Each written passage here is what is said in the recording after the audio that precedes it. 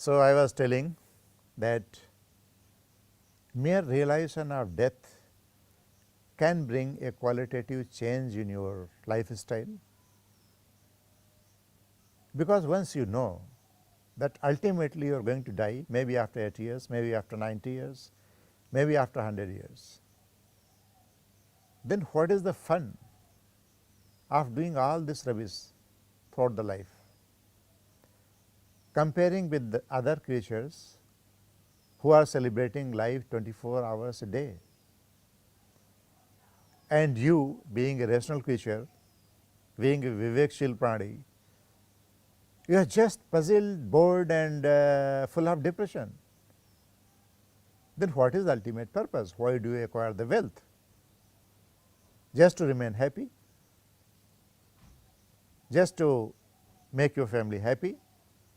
And in this process, tomorrow will be happier day, tomorrow will be happier life. You are wasting your each and every moment of the life to become more and more happy, but happiness is not coming in your life. So, this is the contradiction. You engage yourself, you acquire wealth, you remain busy, you do different kind of jobs, you make your life puzzled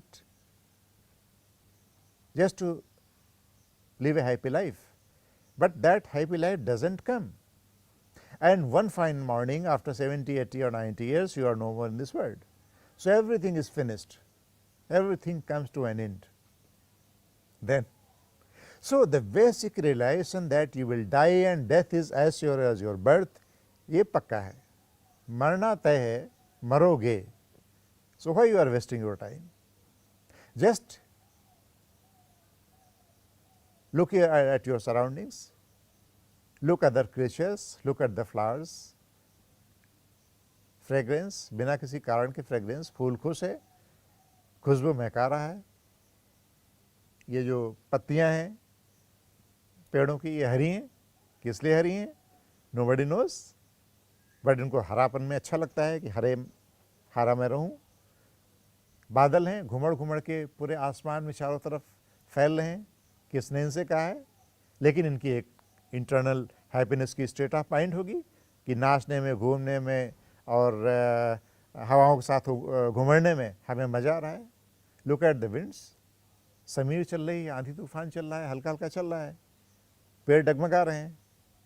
the whole universe is full of dance and music, but बाबा विवेकशील प्राणी बहुत दुखी है इस दुनिया में.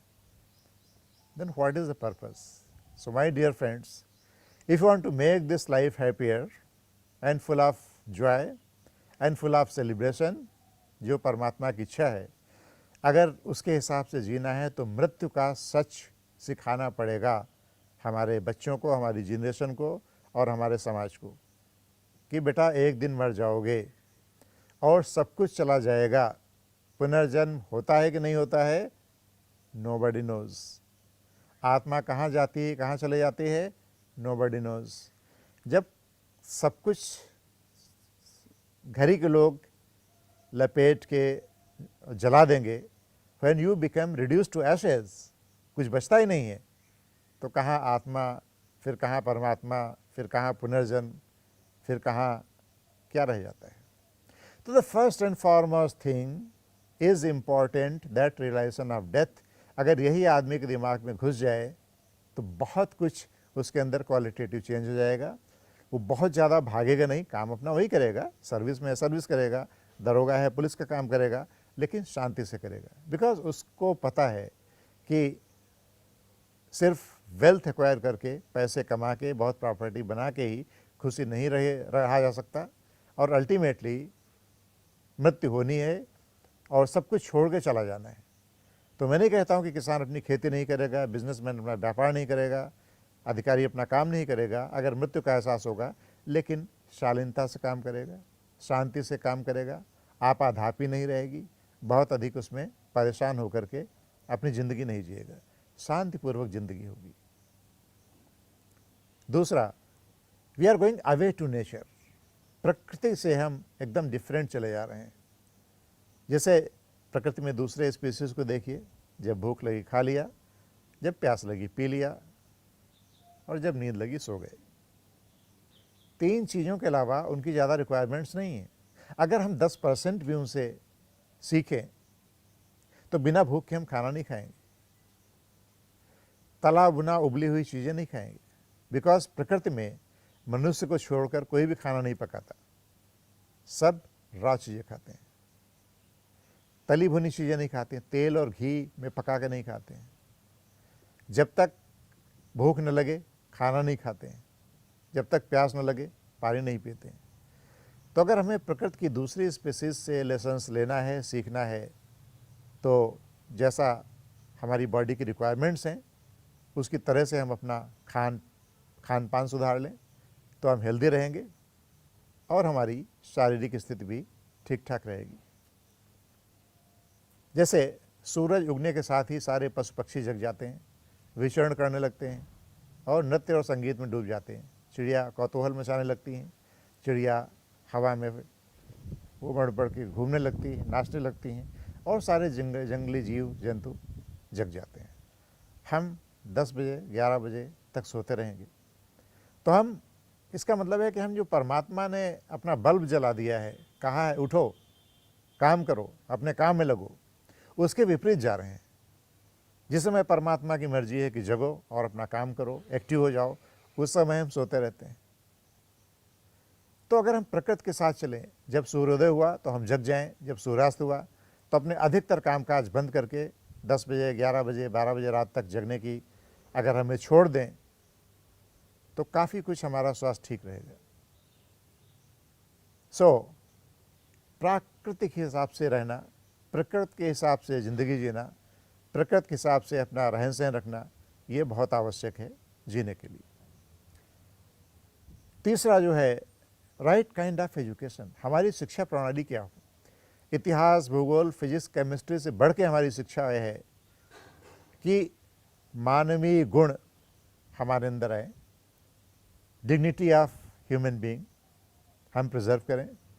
Western countries और दूसरे थर्ड वर्ल्ड कंट्रीज़ में प्रॉब्लम यह है कि वेस्टर्न कंट्रीज़ में dignity of labour, dignity of humanity, universalism and problems of the globe, इन चीज़ों पे ज़्यादा फोकस होता है।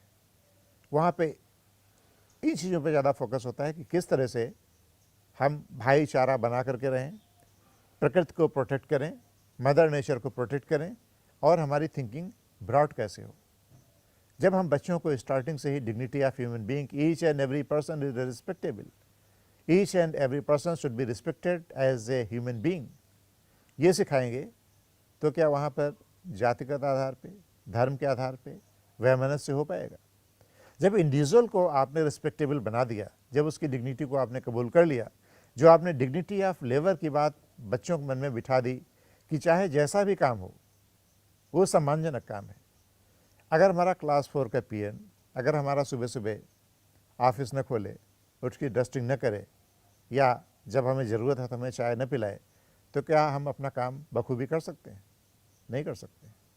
So whether is a class 1 officer, whether is a prime minister, whether is a judge or MLA or a minister or clerk or some gazetted officer, class 2 officer, we have the different roles. There is no sacrosanct attached with the position.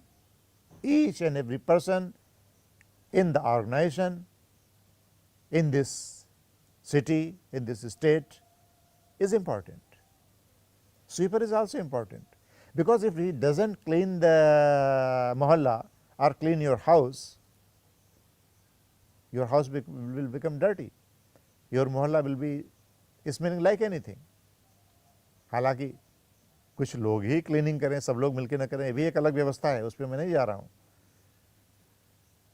So what I am trying is this, that the right kind of education, the dignity of human being, the dignity of labor, the thought of approach of universalism,